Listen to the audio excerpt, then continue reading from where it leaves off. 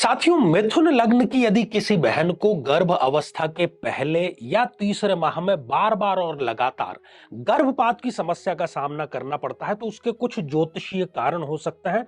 गर्भ की संरचना जिसका कि विचार इस पंचम भाव से होता है, यदि इसका अधिपति शुक्र देव इस त्रिक भाव में आकर के विराजमान हो जाए तो ऐसी अवस्था में यह माना जाता है कि गर्भपात के लिए जो जिम्मेदार कारण है वो कोई तांत्रिक प्रयोग भी हो सकता है।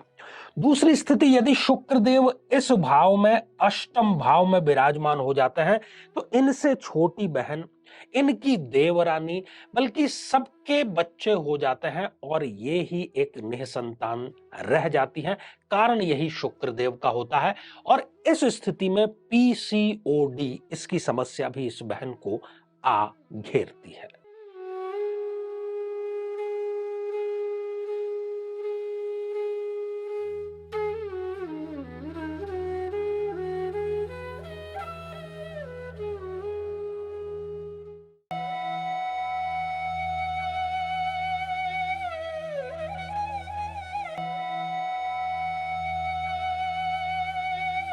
तो मेरे बहुत ही प्रिय और बेहद सम्मानित साथियों, हृदय की असीम गहराइयों से अभिनंदन, बहुत बहुत हार्दिक स्वागत।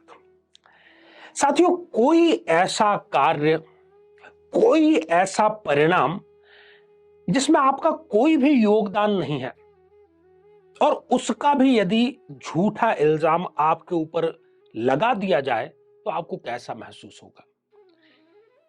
लगभग हर बहन जिसका कि गर्भपात हो जाता है, गर्भपात की समस्या से वो ग्रसित है, उसकी यही कहानी है। कौन सी ऐसी बहन होगी जो ये चाहेगी कि वो गर्भ धारण तो करे परंतु गर्भपात हो जाए। मुझे नहीं लगता कि इस संसार में कोई ऐसी बहन होगी, परंतु फिर भी उसके परिवार के लोग, ये सोसाइटी बार बार उस पर बांझपन का आरोप लगाती है, उसको जिम्मेदार ठहराती है कि वो स्वयं इसके लिए उत्तरदायी है। वो कैसे उत्तरदायी हो सकती है? क्या उसका इस पर कोई बस है कि वो गर्भ अवस्था को अपनी तरफ से बहुत मजबूत कर सके? क्या वो जो हार्मोनल डिसबैलेंस है वो ठीक कर सके? हाँ, दवाइयां लेना या दिनचर्या अपनी ठीक करना, पौष्टिक भोजन लेना, वो एक दीगर बात है, उसका सीधा इससे कोई लेना देना नहीं है। तो हर एक बहन की यह कहानी है और जब भी अपॉइंटमेंट का समय होता है तो ऐसी बहनों का जो दुख है मैं महसूस करता हूं, समझ सकता हूं। इसलिए यदि आप भी इसी पीड़ा से ग्रसित हैं, 2, 3 या इससे अधिक वर्ष आपके विवाह को संपन्न हो चुके हैं और गर्भपात बार बार और लगातार आपके साथ में बना हुआ है, तो ये श्रृंखला जरूर देखें। और श्रृंखला यदि पूरी आप नहीं देख सकते तो यहां आई बटन में हमने लिंक प्रोवाइड किया है, वहां जाकर के आप अपने लग्न से संबंधित एपिसोड जरूर जरूर और जरूर देखें। क्यों 3 बार जरूर कहा मैंने? ताकि आपको ये पता तो लग सके। डॉक्टर आपको कारण नहीं बताएगा, दवाइयां लिखेगा, बार बार बुलाएगा, टेस्ट किसी प्रकार के वो लिखेगा, परंतु वो आपको कारण नहीं बताएगा। कारण आपकी जन्म पत्रिका में छुपा हुआ है 2-3 कारणों पर, और हो सकता है कि 1-2 और कारणों पर हम चर्चा करें। यदि मिथुन लग्न की आप जातिका हैं तो अपनी कुंडली आप खोल करके बैठिए और देखिए कि ऐसी कौन सी अवस्था है जो कि बार बार गर्भपात का कारण बन रही, खासतौर पर पहले या फिर तीसरे माह में। ठीक है ना? तो बहनों को संबोधित करते हुए मैं कहना चाहूंगा कि प्रथम संतान के बारे में जैसे हम पंचम भाव से चर्चा करते हैं, वैसे ही जो गर्भाशय है उस गर्भाशय की संरचना और गर्भधारण, इन दोनों पर विचार इस पंचम भाव से किया जाता है। और मिथुन लग्न की इस जन्म पत्रिका में पंचम भाव का जो स्वामी है वो है शुक्र देव। ठीक है, तो शुक्र देव की स्थिति और पंचम भाव स्थित ग्रह की स्थिति इस कारण के लिए जिम्मेदार है जो कि हम इसको गर्भपात कहते हैं, मिसकैरेज कहते हैं। साथियों, यदि इस जन्म पत्रिका में शुक्र देव जो कि पंचमेश है, यदि वो इस त्रिक भाव में, इस बुरे भाव में आकर के विराजमान हो जाते हैं तो इस स्थिति में इनके इनफर्टिलिटी या निसंतानता का योग ये निर्मित हो चुका है। यदि इन्होंने कुंडली बिल्कुल भी नहीं मिलाई है, कई बार ऐसा होता है कि पत्नी के भी कुंडली में कोई अच्छा योग नहीं है संतान उत्पत्ति का, अब उसका विवाह भी किसी ऐसे पुरुष के साथ में हो जाए जिसके भी स्वयं निसंतानता का योग है, तो फिर तो संतान होने के जो चांस हैं बिल्कुल कम हो जाते हैं। यह स्थिति निसंतानता के लिए उत्तरदायी है। इस स्थिति में यह भी पाया गया है कि कई बार इनके ऊपर किसी प्रकार का तंत्र प्रयोग भी कर दिया गया हो। कई लोग होते हैं हमारे समाज में, परिवार में, आसपास, जो नहीं चाहते कि घर में किसी प्रकार की खुशी आए, तो यह भी स्थिति देखी गई है। लेकिन यहां पर एक अपवाद है। वो अपवाद यह है कि यहां पर विपरीत राजयोग की स्थिति निर्मित हो गई है। नियमित जो मेरे दर्शक हैं वो जानते होंगे, छठे, आठवें और 12वें इन भावों का स्वामी यदि इन्हीं में से किसी भाव में बैठा हो, जैसे कि शुक्र इस जन्म पत्रिका में व्ययेश भी है और छठे भाव में आकर के बैठ गया है, इसके साथ ही यदि बुध देव जो कि लग्नेश है, ये अगर अच्छी स्थिति में है, बलशाली है, प्लेसमेंट अच्छी है, दोनों शर्तें पूरी होना, त्रिक भाव का स्वामी त्रिक भाव में ही विराजमान हो और लग्नेश अच्छी स्थिति में हो, तो उसको हम कहते हैं विपरीत राजयोग। अब विपरीत राजयोग जो है वो बहुत ही सुंदर राजयोग होता है, जिसकी तारीफ जितनी की जाए उतनी ही इसकी थोड़ी ही है।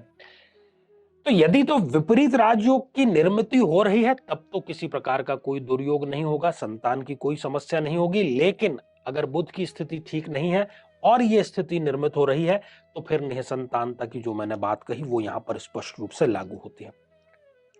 दूसरी स्थिति, यदि शुक्रदेव इस अष्टम भाव में विराजमान हो जाता है, फिर वो चले गए गर्त में, इसको गर्त माना गया है। अब इसमें होगा क्या, आपकी सभी सहेलियों के बच्चे हो जाएंगे, आपकी छोटी बहनों का विवाह होकर के बच्चे उनके भी हो जाएंगे, कोई देवरानी आपकी है, जाहिर सी बात है, बहुत संभावना है कि छोटी ही होगी, उसके भी संतान हो जाती है। आपको ऐसा लगता है कि शायद मेरे आसपास सिर्फ मेरे अलावा बाकी सभी के संतान है, ये स्थिति यहां पर देती है। एक मेडिकल टर्मिनोलॉजी है पीसीओडी, उसकी समस्या इस स्थिति में जरूर होती है और स्त्री जन्य जो रोग है वो भी यहां पर जरूर होते हैं, और ऊपर से जो ससुराल पक्ष के ताने हैं वो भी इनको नियमित रूप से सुनने पड़ते हैं। और बड़ी चीज ये है कि डॉक्टर को भी समझ में नहीं आता कि आखिर समस्या क्या है, और गर्भपात जो है वो निरंतर बना रहता है।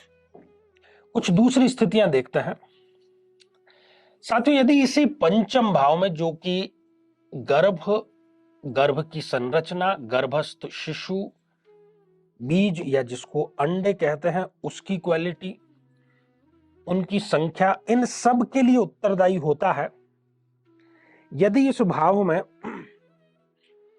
साथियों चंद्रदेव यदि यहां पर विराजमान हो जाते हैं, तो चंद्रमा इस जन्म पत्रिका के लिए एक मारक ग्रह है, द्वितीय भाव का लॉर्ड है, तनाव बहुत ज्यादा देगा, हार्मोनल डिसबैलेंस देगा, स्त्री जन्य समस्याएं देगा। और डॉक्टर भी आपको बार बार कहेगा कि आपको टेंशन नहीं लेना है, परंतु ये कहना आसान है, इसके ऊपर अमल करना बहुत मुश्किल है। तो ये स्थिति बेहद ही तनावपूर्ण स्थिति है। दूसरी स्थिति, यदि इसी पंचम भाव में मंगल देव विराजमान हो जाए, और मंगल भी एक मारक ग्रह ही है इस जन्म पत्रिका के लिए, तो वो हीमोग्लोबिन की कमी, आयरन की कमी, सीबीसी से संबंधित जितने पैरामीटर्स हैं उनकी कमी देता है, और रक्त की कमी के चलते, रक्त के विकार के चलते एएमएच भी एक यहां पर टर्मिनोलॉजी में यहां पर लिखना चाहूंगा, वो भी यहां पर कमी इसी स्थिति के कारण महिलाओं को आमतौर पर देखी जाती है। कहीं ना कहीं जो अंडे की क्वालिटी है वो इस स्थिति में खराब जरूर हो जाती है। साथियों एक और स्थिति यहां पर उत्तरदायी है बार बार गर्भपात के लिए, और वो है सूर्य देव की स्थिति। यदि सूर्य देव यहां पर विराजमान है, सूर्य भी कोई अच्छा या योग कारक ग्रह नहीं है, एक बुरा ही परिणाम देने वाला है, तो वो यहां पंचम भाव में बैठ करके पित्त की अधिकता, शरीर में अग्नि तत्व की अधिकता करता है, और उस कारण भी जो है वो बार बार गर्भपात की स्थिति होती है। एसिडिटी की समस्या ऐसी बहनों को बनी रहती है, और गर्भाशय में किसी प्रकार की गठान या रसौली या ट्यूमर जिसको हम कहते हैं, या पॉलिप्स कहते हैं, वो भी यहां पर स्पष्ट रूप से होते हुए नजर आते हैं। तो साथियों, ये सारी जो स्थितियां हैं, क्योंकि इन सब का उपाय अलग अलग है, ग्रहों पर आधारित है, इसलिए कोई एक यूनिवर्सल उपाय हम यहां पर जानबूझ करके आपको नहीं बतला रहे हैं। वो कुंडली दर कुंडली जो है वो वैरी करता है। जीवन में किसी समस्या का सामना कर रहे हैं, जैसे कि शादी में देरी होना, पति पत्नी में मनमुटाव या तलाक तक की नौबत आ जाना, संतान का प्राप्त न हो पाना, नौकरी या धन प्राप्ति में बाधा आना, जीवन के प्रत्येक क्षेत्र में किसी न किसी प्रकार की बाधा आना। तो आज ही अपनी जन्म पत्रिका का संपूर्ण विश्लेषण करवाएं और पाएं समस्या से सदैव के लिए मुक्ति। तो श्रृंखला ये हमारी आगे भी जारी रहेगी। अब जो समय है वो इशारा कर रहा है कि आप लोगों के कमेंट्स को शामिल किया जाए। तो पहला ही जो कमेंट है ये प्रेमलता यादव जी ने लिखा है, हर हर महादेव जी। प्रेमलता जी, आशीर्वाद हृदय की असीम गहराइयों से। और अगला कमेंट जिस आईडी से आया है वो है उदय सिंह, और आपने लिखा है कि दुर्गा सप्तशती का पाठ 13 अध्याय करना है या कोई एक अध्याय, हिंदी में कर सकती हूं या संस्कृत में करना पड़ेगा, प्लीज बताने का कष्ट करें। देखिए, इतनी ही यदि समस्या है समय की या पाठ के भाषा को लेकर के, तो आप सिद्ध कुंजिका स्तोत्र का पाठ करें, उतना ही लाभ होगा जितना कि इस पाठ से होता है। ढेर सारी आपको शुभकामनाएं। साथियों, अगला कमेंट सुमन कुमारी जी ने नमस्कार लिख भेजा है। तो सुमन जी, आशीर्वाद हृदय की असीम गहराइयों से। तो साथियों, आज के लिए केवल इतना ही, और इसी मंगल कामना के साथ में कि आप सभी स्वस्थ, समृद्ध और शांतिपूर्वक जीवन व्यतीत करें। नमस्कार।